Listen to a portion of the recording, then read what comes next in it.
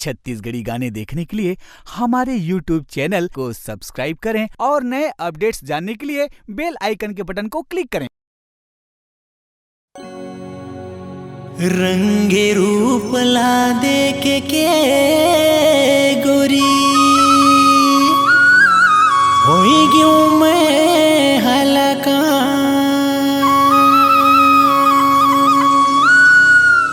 चढ़ती तोर जवानी रानी देख के बुढ़वा मन होगी जवान।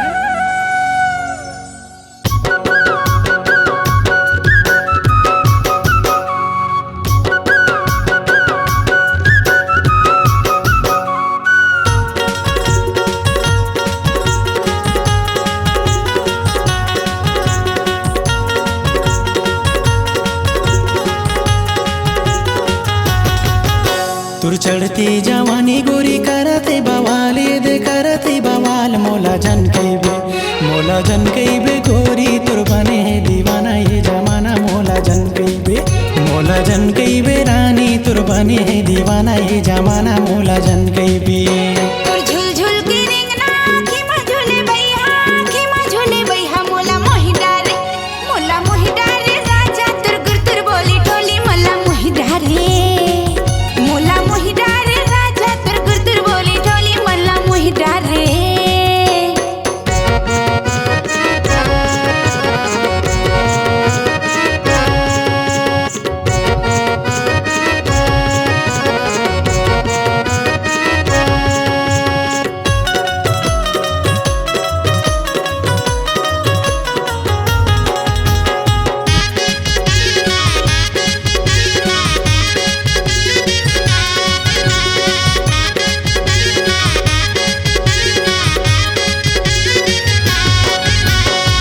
माथे की बिंदिया चमकाते लाली लाली गोरी है गाल नैना कारी तुर नसीली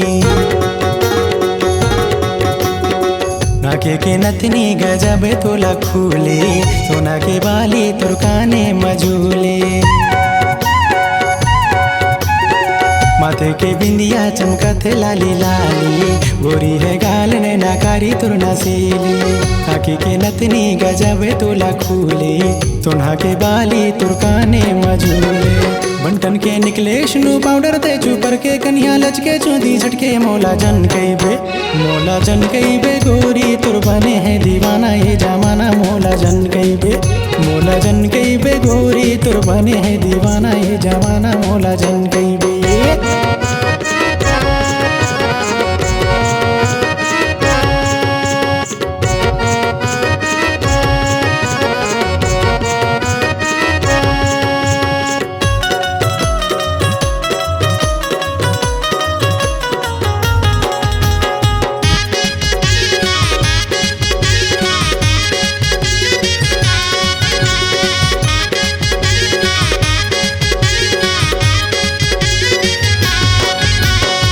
जब ले देखियो तोला हो गया तोर दीवानी तोला पाई पर संगीत पे मोर जवानी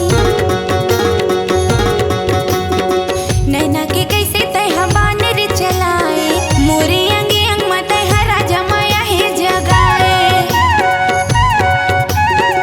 जब ले देखियो तोला हो गया तोर दीवानी तोला पाई पर संगीत पे मोर जवानी नैना के बान राजा कैसे तय चलाए आगे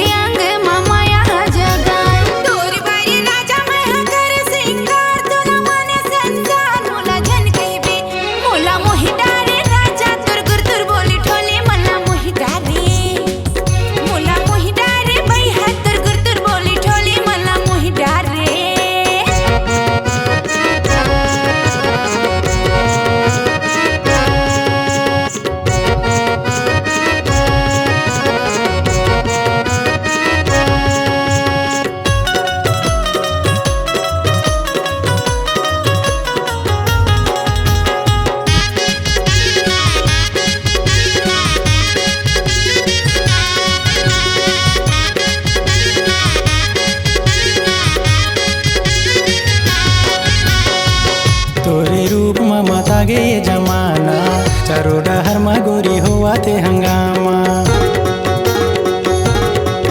देखे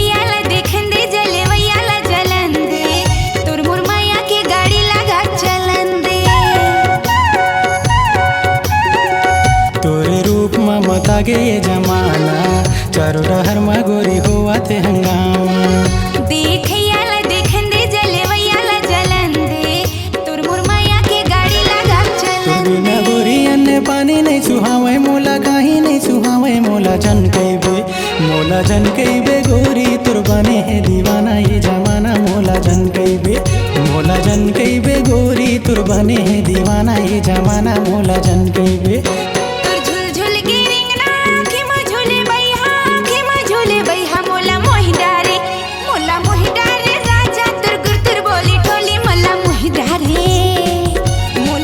डारे राजा तुर गुर तुर बोली ठोली। मोला मोहि डारे मोला जन कईबे गोरी तुर बने है दीवाना ये जमाना। मोला जन कईबे मोला मोहि डारे राजा तुर गुर तुर बोली ठोली। मोला मोहि डारे मोला जन कईबे गोरी तुर बने है दीवाना ये जमाना। मोला जन कईबे हाँ मोला मोहि डारे राजा तुर गुर तुर बोली डोली। मोला मोहि डारे हाँ।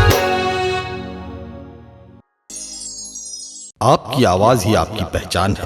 यदि आप अपनी आवाज को एक नया आयाम देना चाहते हैं तो चले आइए मल्टी ट्रैक डिजिटल रिकॉर्डिंग के लिए AVM audio video studio, Khamtarai, Raipur. Mobile number 9301523929 और 7869646201। यदि आप नए एवं पुराने गीत सुनना चाहते हैं तो avmgana.com में जाकर गाना फ्री डाउनलोड करें और YouTube चैनल में AVM गाना और KK कैसेट्स को सब्सक्राइब करें।